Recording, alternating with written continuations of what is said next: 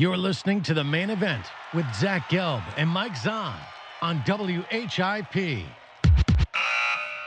11:28 is the time here in the WHIP studio. Zach Gelb and Mike Zahn here with you, taking you up until noon Eastern time when the Temple Sports Hour comes your way. The Flyers got a big win last night at home going up against the Red Wings, and now they're back at it tonight in Chicago going up against the Blackhawks. And now joining us is the preeminent broadcaster in all of sports, and that is Mike Doc Emrick, who joins us once again. Doc, it's Zach and Mike. Thanks for a few minutes, and how are you? Good. Great to talk to you guys. I'm here in Chicago just watching the Blackhawks getting warmed up here. A few of the Flyers did come over for their part in the morning skate. I don't know if they'll actually go on the ice. They've been playing a lot of hockey lately, so it's understandable if they don't. No doubt about that. And the Flyers, it was a playoff atmosphere last night at the Wells Fargo Center, and the Flyers are now 1 point off that 8th seed that the Red Wings do hold. So every game is vital for the Flyers. When you have a team playing back-to-back like the Flyers tonight, and especially you have the Blackhawks coming off a loss on Monday where they got blown out by the Kings by a score of 5-0, what are some early things you'll look at when the Flyers play tonight coming off back-to-back games? Well, usually you look at whether they come out like Tigers, like they did last night against Detroit. It was overwhelming, wasn't it? Whether they will do that right away, chances are not. Chances are they will understand that the Blackhawks have something that they want to establish early, and you don't sit back and let that happen if at all possible.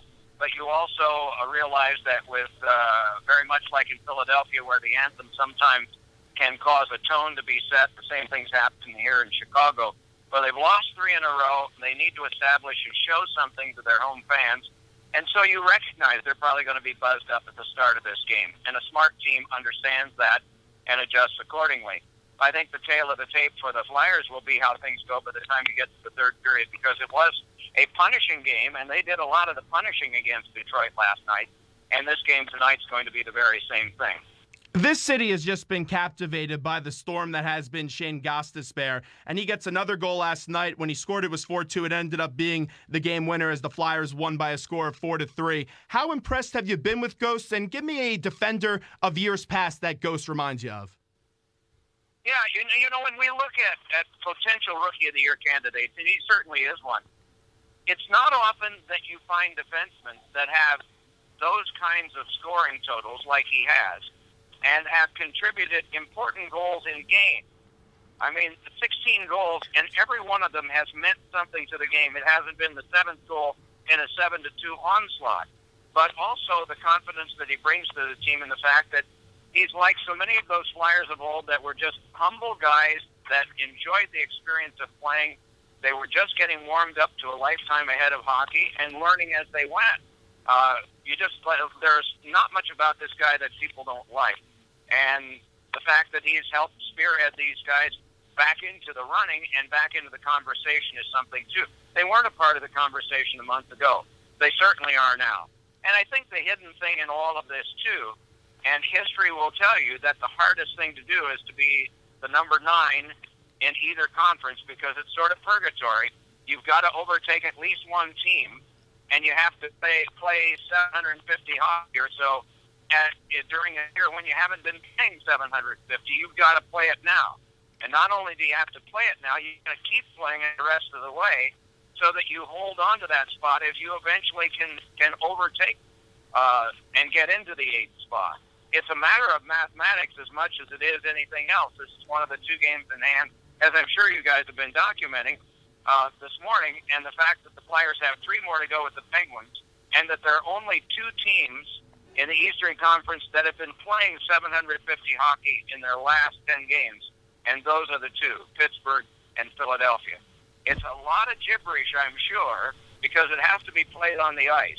But all this points up is the fact that what they've been doing has to continue. They cannot fall off. They got to keep doing it just the same way, because then if they're able to get into the 8th spot or the second wild card, they got to hold on to it, and that means playing at the same level that they did.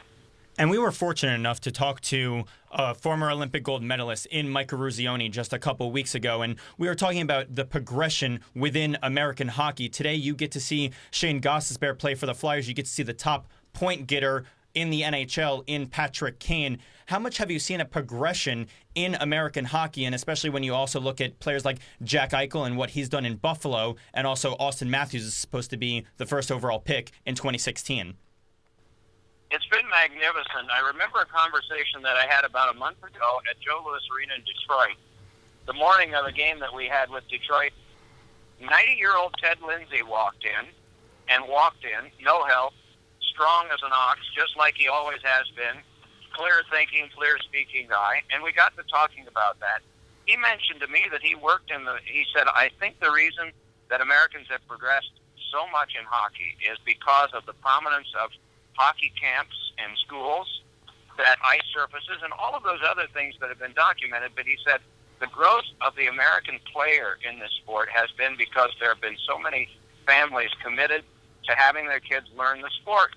And on Hockey Day in America, we looked up the stats of every one of the professional leagues, right down to the Federal Hockey League, which is sort of lowercase a, and the Southern Pro League, which is uppercase A, and the ECHL AA, and the American League AAA, and then the NHL. And every leading scorer in all of those leagues was an American. You wouldn't have found that in past years. But Americans can be very proud of the prominence that they now have on the world stage in hockey. And hopefully, because I'm an American, they will show that next fall in the World Cup of hockey.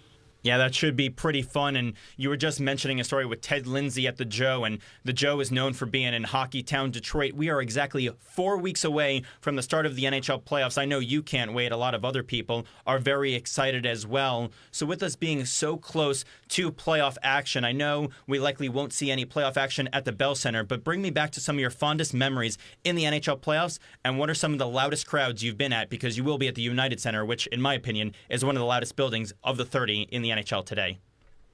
Yeah, I don't know.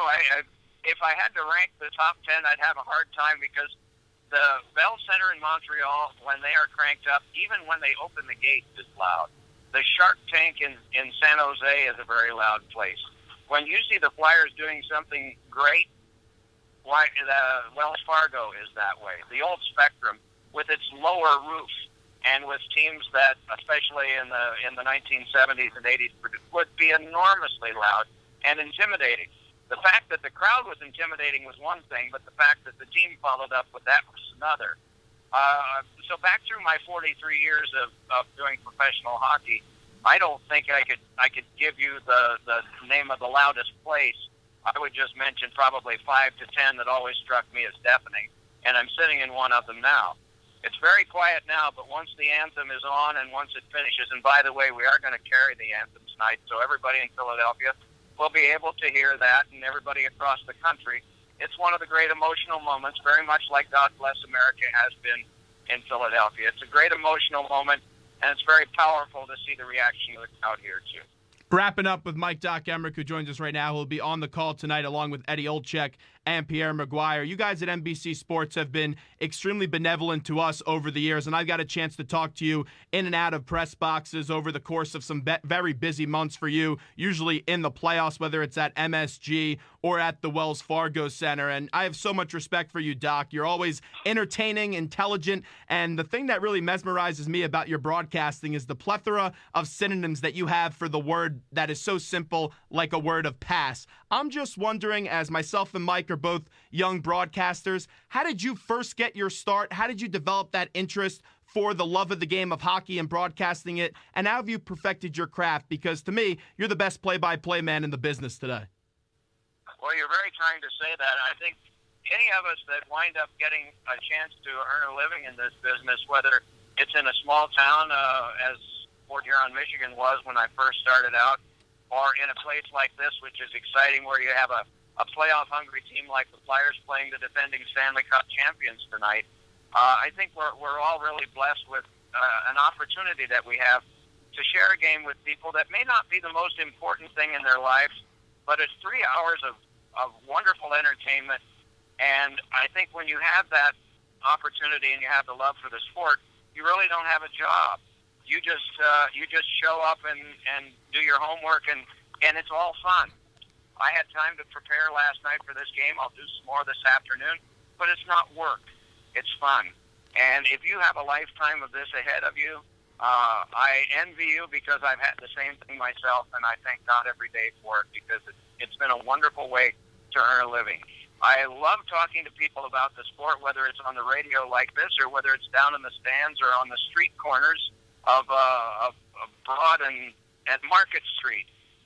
People come up to me, and I love that because they're usually friendly and usually have questions or they usually have an opinion. And I always like to know what people are thinking out there, too. So all of this is one big happy thing. It sounds Pollyanna. It doesn't sound real. But you know what? It is. It's a joyful experience. Most everybody that you meet is in a good mood when you come to work in a place like United Center each day. And it's an upbeat way to earn a living. And I've been told by some hospital nurses that the requests for service in the various rooms are less during the 3 hours when a baseball game or a hockey game or a basketball game are on. So maybe we provide a slight service in that regard. It's not, we don't save as many souls as the clergy, and we don't save as many lives as surgeons, but I hope we provide something that helps people get through life with a little bit of fun. And I know to keep your energy up, you like to eat a lot of peanut butter sandwiches in the broadcast. How many peanut butter sandwiches do you have tonight? I'm off bread for Lent. However, they put the peanut butter in celery, no raisins. I guess that's called ants on a log. I don't care for raisins that much, but they do the peanut butter inside the celery. So I love peanut butter because it tastes good and it's quick energy. So that's the reason for that. Well, Doc, we appreciate a few minutes today. Have a great call and say hello to Edzo for me. Thanks so much. Okay. Have a good day, guys. Your team's exciting. This will be fun.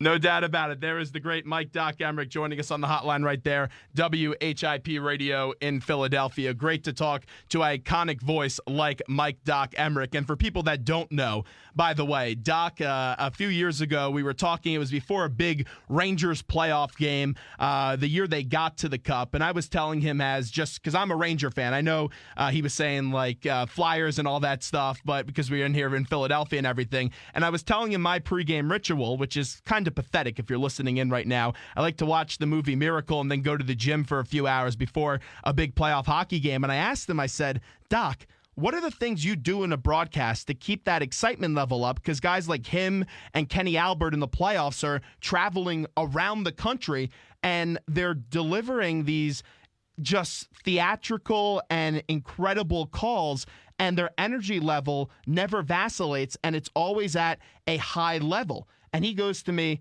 I eat peanut butter sandwiches. And in the playoffs, sometimes it's 1, sometimes it's 2, or maybe even 3 and 4 if you get late into the night in an overtime game.